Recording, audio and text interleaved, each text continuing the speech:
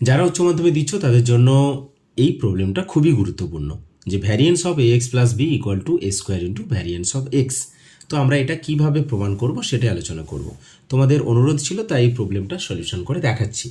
তো প্রথমত বলি যে কোনো চলরাশি এক্সের জন্য আমাদের ভ্যারিয়েন্সের যে সংজ্ঞা রয়েছে, ভেদমানের যে সংজ্ঞা রয়েছে, যে ভ্যারিয়েন্স অফ এক্স সমান হচ্ছে এক্সপেকটেশন অফ, অর্থাৎ গাণিতিক প্রত্যাশা কার, না এক্স মাইনাস এক্স বারের হোল স্কোয়ার। এক্স বারটা কি, না মিন বা গড় মান। তো এখন আমি যদি ধরে নিই যে ওয়াই সমান এ এক্স প্লাস বি, তাহলে ওয়াইয়ের গড় মান কী হবে, ওয়াই বার সমান হবে এ এক্স বার প্লাস বি। তোমরা জানো যে কোনো ধ্রুবক সংখ্যার ক্ষেত্রে যদি আমরা গাণিতিক প্রত্যাশা ক্যালকুলেশন করি, সেটা ধ্রুবক সংখ্যাই দেয়। তো E of B equal to B, আবার ই অফ এ এক্স সেটা কী হয় না A into E of X, আর আমরা ই অফ এক্সকে এক্স বার দিয়ে চিহ্নিত করি। তো এখানে আমরা এই সাইডে এটা দেখাতে পারি, না দেখালেও চলবে, এটা সরাসরি লিখে দেবো। এবার আমরা কি করছি না, আমাদের যেটা ক্যালকুলেট করতে বলা হয়েছে যে ভ্যারিয়েন্স অফ ভেদমান বের করতে হবে এ এক্স প্লাস বির। আচ্ছা, তো variance of A x plus বিকে আমরা ওয়াই ধরে নিয়েছিলাম, তাহলে ভ্যারিয়েন্স অফ ওয়াই সংজ্ঞা অনুযায়ী E of y minus y bar কা হোল স্কোয়ার। ওকে, তো ওয়াই বলতে আমরা কি ধরেছিলাম না, ওয়াই বলতে আমাদের এ এক্স প্লাস বি ছিল। আচ্ছা, ওয়াই বার তো অলরেডি ক্যালকুলেশন করা আছে, তাহলে minus a x bar minus b তার হোল স্কোয়ার। তাহলে আমরা এটা লিখতে পারি যে ই অফ বিটা আমাদের ক্যান্সেল হয়ে গেল, তাহলে a into x minus x bar পুরোটার হোল স্কোয়ার। তো এটাকে আমরা লিখতে পারি যে E of a square x minus x বারের হোল স্কোয়ার। তো ধ্রুবক পদটাকে বাইরে নিয়ে এলাম, তাহলে a square into E of x minus x বারের হোল স্কোয়ার। দেখো, ই অফ এক্স মাইনাস এক্স বারের হোল স্কোয়ার মানেই আমাদের কিন্তু ভেদমান, এক্সের ভেদমান। তো এখানে বসিয়ে দেবো a square into variance of x. তাহলে আমরা পেয়ে গেলাম variance of A x plus b, সেটা তাহলে কি হলো না a square into variance of x.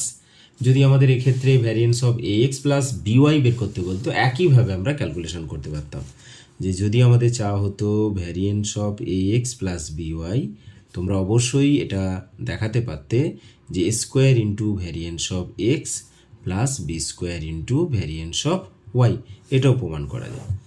আচ্ছা, একটা কথা বলি, আমাদের দ্বিপদ বিভাজনের ক্ষেত্রে তোমরা অনেকেই যে প্রশ্নটা পেয়ে থাকো কোশ্চেনে, সেটাই আলোচনা করব। যে দ্বিপদ বিভাজনের ক্ষেত্রে প্যারামিটার দুটো আমরা কি ধরি না, এন এবং পি।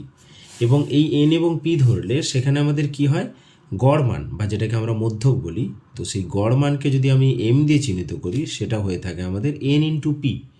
আর ভেদমান যেটা হয়, সেই ভেদমানকে ভি দিয়ে চিহ্নিত করলে সেটা হয় এন পি কিউ। ওকে, আচ্ছা, এখন ভেদমান এই ভিকে আমি এন পি কিউ লিখলাম। আচ্ছা, এটা আমাদের মাথায় রাখতে হবে যে p plus q equal to one. তো এইখানে আমি কিউর জায়গাতে বসিয়ে দিচ্ছি ওয়ান মাইনাস পি, তাহলে n p into one minus p, তাহলে n p minus n p square. Okay, আচ্ছা, এবার আমি কি করছি না মাইনাস এন কমন নিয়ে নিচ্ছি, তাহলে কি হবে পি স্কোয়ার মাইনাস পি, তাহলে minus n into p square, অর্থাৎ পি কা whole square minus two into p into half plus হাফের হোল স্কোয়ার। আচ্ছা, এটা তো ছিল না, তাহলে প্লাস হাফের হোল স্কোয়ার ছিল, ওটাকে বাদ দিয়ে দিলাম মাইনাস হাফের হোল স্কোয়ার, অর্থাৎ 1/4। এই জায়গাটাতেই তোমাদের বোঝানোর আছে। এই অংশটা দেখো কি হচ্ছে, minus n into p minus হাফের হোল স্কোয়ার, আর এখানে কিন্তু 1/4 যেমন ছিল থাকলো। এবারে এনটাকে আমি গুণ করে দিচ্ছি এবং চালাকি করে আগে গোটাকে লিখে নিচ্ছি, অর্থাৎ n by four minus n into p minus হাফের হোল স্কোয়ার। তো এন বাই ফোর থেকে যেহেতু বাদ যাচ্ছে বাকি অংশটা, তাহলে বলতে পারি less than or equal to N by four. এটাই আমাদের দরকার, যে ভেদমানটা ভি সেটা কি হচ্ছে না less than or equal to N by four. এটাই অনেক সময় প্রমাণ তোমাদের কাছে চাওয়া হয়, এটাই আমি ক্যালকুলেশন করে তোমাদের দেখালাম। তো এখন আপাতত এই দুটো প্রবলেম জানালাম বা ক্যালকুলেশন করে দেখালাম। পরবর্তী সময়ে তোমাদের আরও কিছু কোয়ারি থাকলে জানার থাকলে অবশ্যই জানাবে, সেক্ষেত্রে তারও সমাধান আলোচনা করে দেব। ওকে, থ্যাঙ্কস ফর ওয়াচিং।